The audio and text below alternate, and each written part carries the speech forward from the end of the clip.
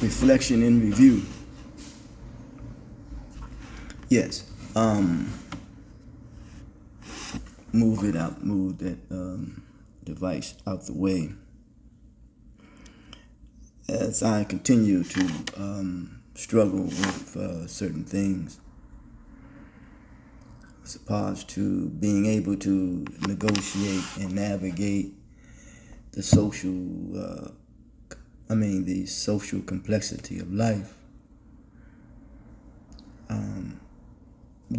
What I'm going to share is a letter of reflection. Something that is inside that is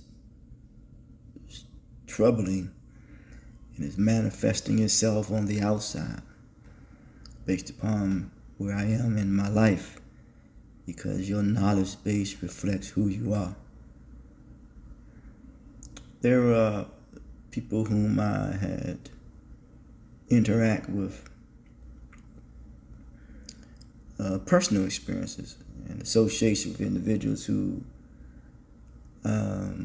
contributions have a lasting impact upon their communities and society at large. Throughout my life, I've been afforded opportunities to observe and interact with individuals who represented different dimensions of leadership, service, and community development. Among them was Henry H. Edwards, who I was introduced to by my father. I believe it was Cadoza High School in Southeast, where I believe Henry Edwards played quarterback. But in the latter years, he had opened up a supermarket. It was a privilege to working with Mr. Edwards at Mega Foods, and this was in the 80s when I was working with him. And in Washington, D.C., where I was employed in the seafood department. Through that experience, I witnessed firsthand the significance of Black enterprise as a vehicle for employment, economic development, and community empowerment.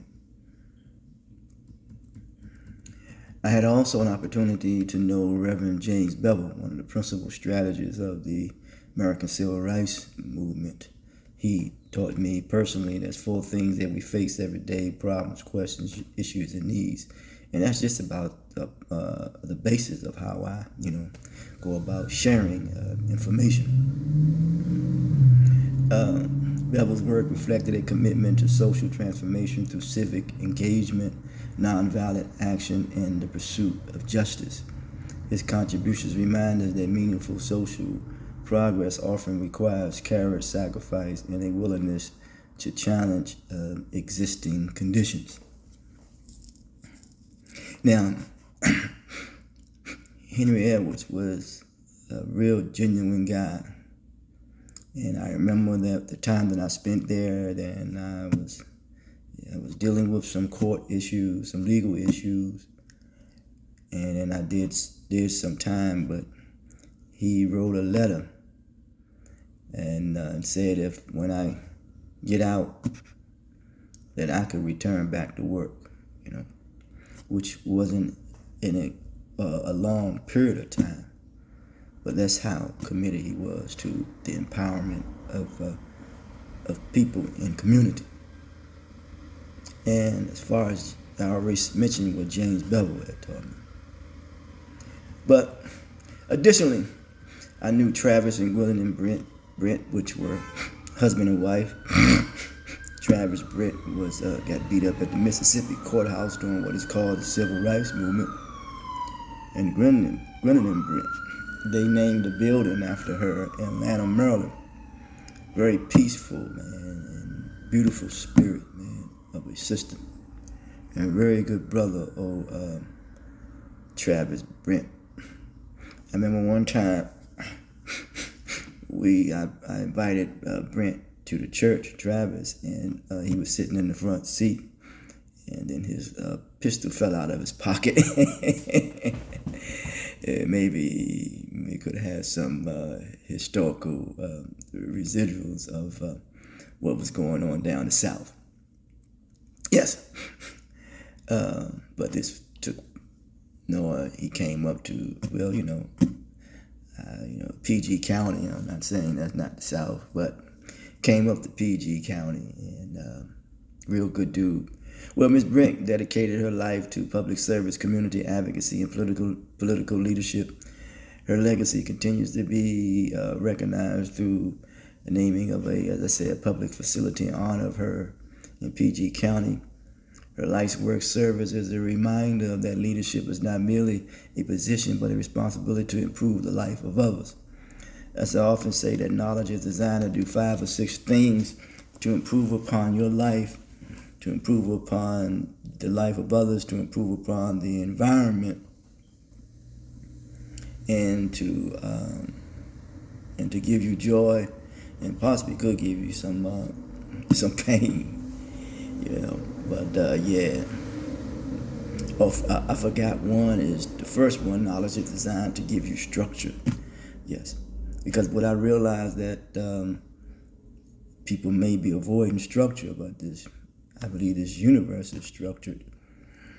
Structure, stability, independence, and interdependence. Yes. When I reflect upon these individuals, I observe a common thread that connected their lives, despite different roles, whether through business, civil rights activism, or public service. Each demonstrated a commitment of uplifting people and strengthening communities.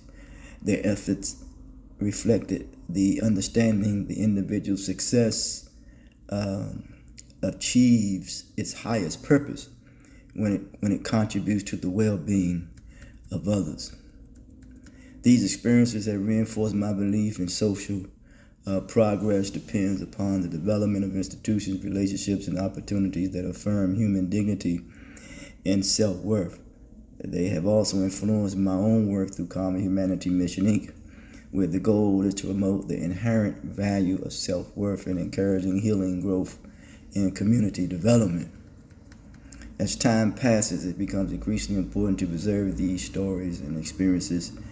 History is not only found in books, it is in archives, but is also lived experiences of those who witnessed events, worked alongside leaders, and participated in an ongoing effort to build strong communities. By sharing these reflections, I hope to contribute to a greater understanding of individuals' work, whose work helped shape the social, economic, and civic landscape of the nation and the country in which I reside, called the United States of America. Right now, I am processing regret orientation. And yes, because there have been some opportunities that was right before me, that in my immature mindset and my whatever it is that was going on with me emotionally, that I could have made better choices, if I may use that, and could have become more impactful and effective in the lives of others, primarily. Maybe I just say maybe in my own life, and maybe I was so overwhelmed with trying to still find myself. And to this day, I am still on that process. And that which I find in myself is that which I have put in myself and invested in myself. And